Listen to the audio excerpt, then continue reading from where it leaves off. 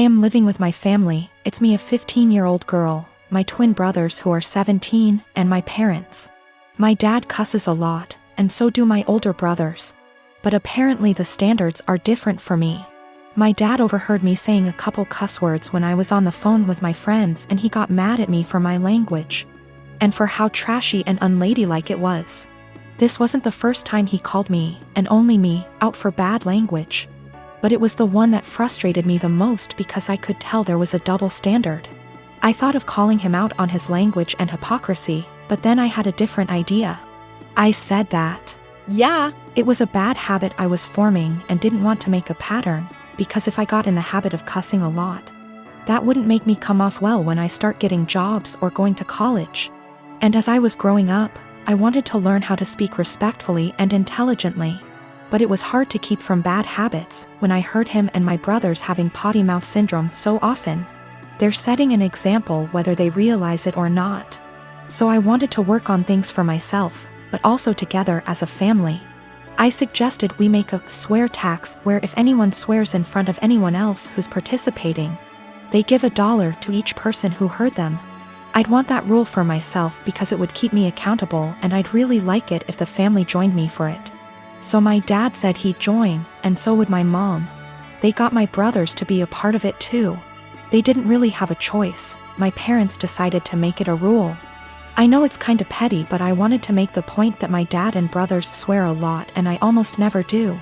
In the few months we've had the rule, I've gotten about $250 from hearing my dad and brothers cuss. And have not sworn once. It's kinda making my brothers angry because they often cuss when they're mad, and I ask them for money, so they get madder and cuss more. So I get more money until they shut up. My dad actually got mad at me too. He was having some drinks, calling his brother and talking. And I came over after and asked for $18. He actually said he wouldn't give me that much, and there should be a cutoff. He gave me $5, which sends a weird message. Like swearing is bad, unless you want to swear a lot, then it's cool. I did it because I know I swear the least out of my family, but I was the only one getting in trouble for it.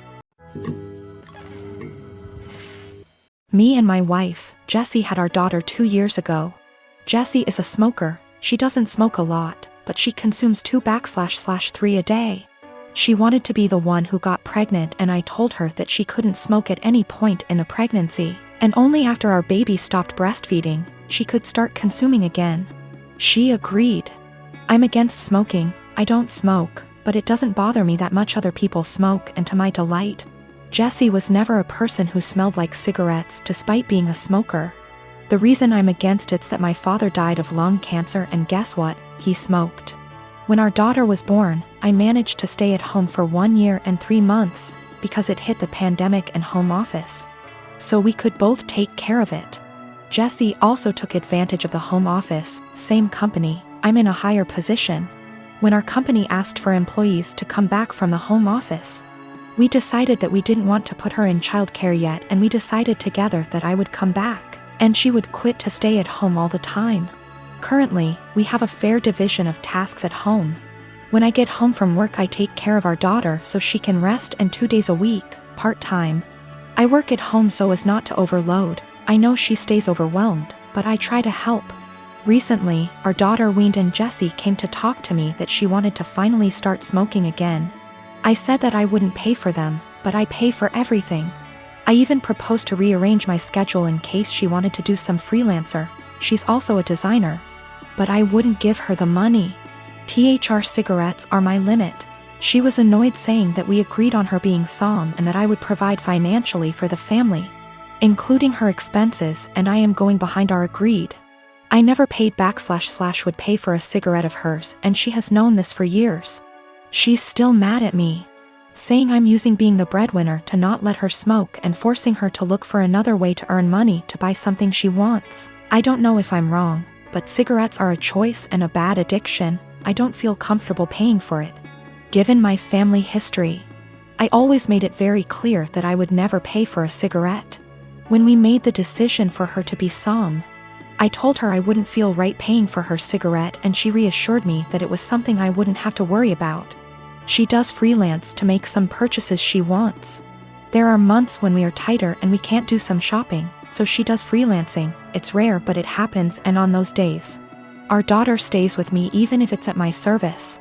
I never limited any of her purchases, ever, if not because of tight money. For more extravagant purchases of hers that I can't afford, she freelances and buys. So I suggested she do one a month that covers her entire cigarette stash, and I would help by staying with our daughter. She is not entirely financially dependent on me. When she wants to buy something that I can't afford with our money, she makes a design request. I'm 25 and am having a micro wedding. My dad's 43 and this woman's at least in her 50s.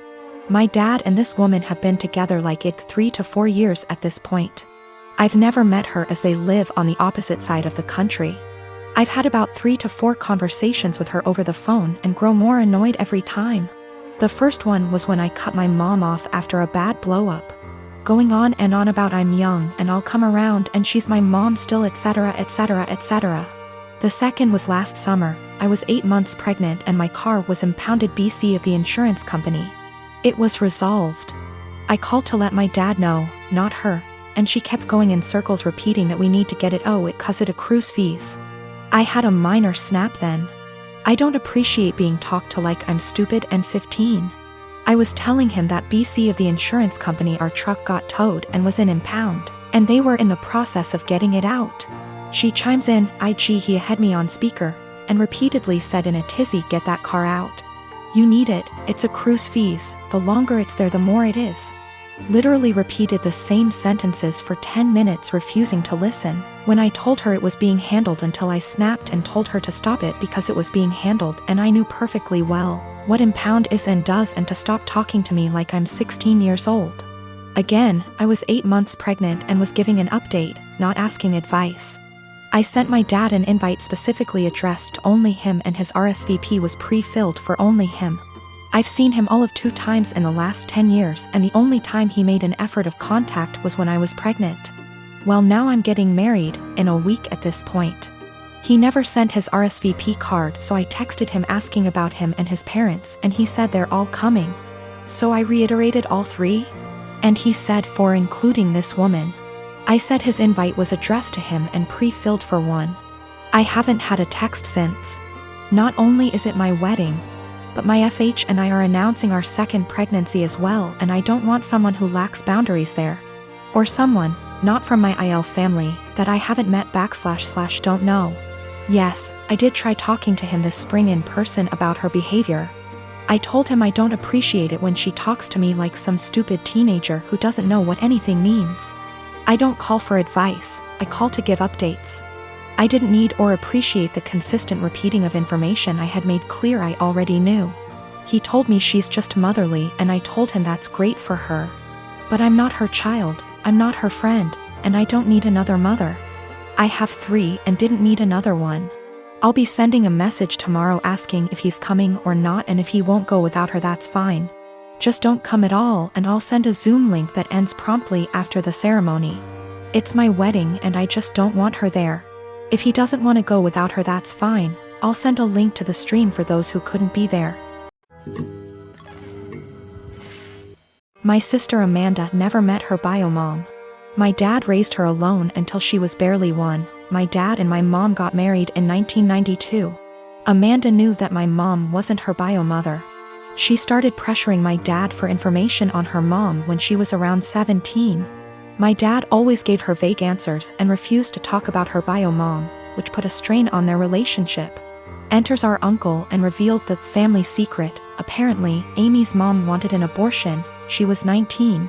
But my dad and his parents were able to bribe her. They offered her money if she followed up with the pregnancy. And she accepted. My grandparents sold one of their houses and gave her half of that money to Amy's mom when the pregnancy was viable. And the other half she received when she waived her parental rights over Amy to let my mom adopt her when she was 4. My uncle wasn't supposed to tell her that. My grandparents were furious.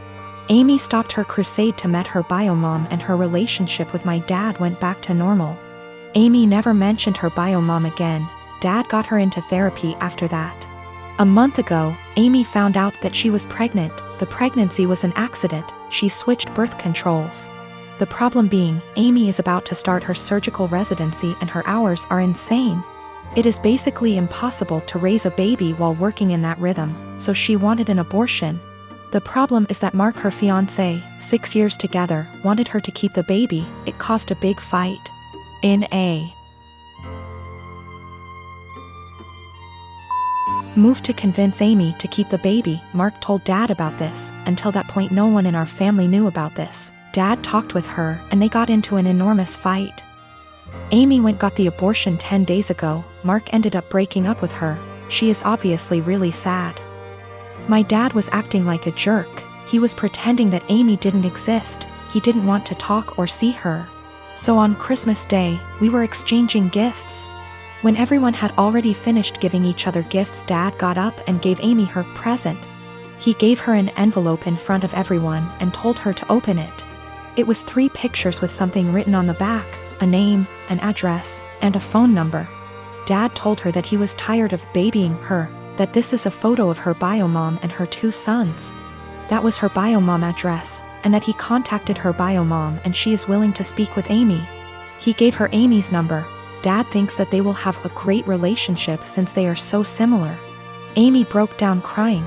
I ended up in a fight with Dad, called him a monster for doing that to her. He just said he was just tired and left. We ended up leaving and she spent the rest of Christmas crying on my shoulder. She is a mess since that. My younger brothers called me a Grinch for making a scene and ruining Christmas. My mom was silent during the whole thing. My parents have been giving me the cold shoulder since Christmas.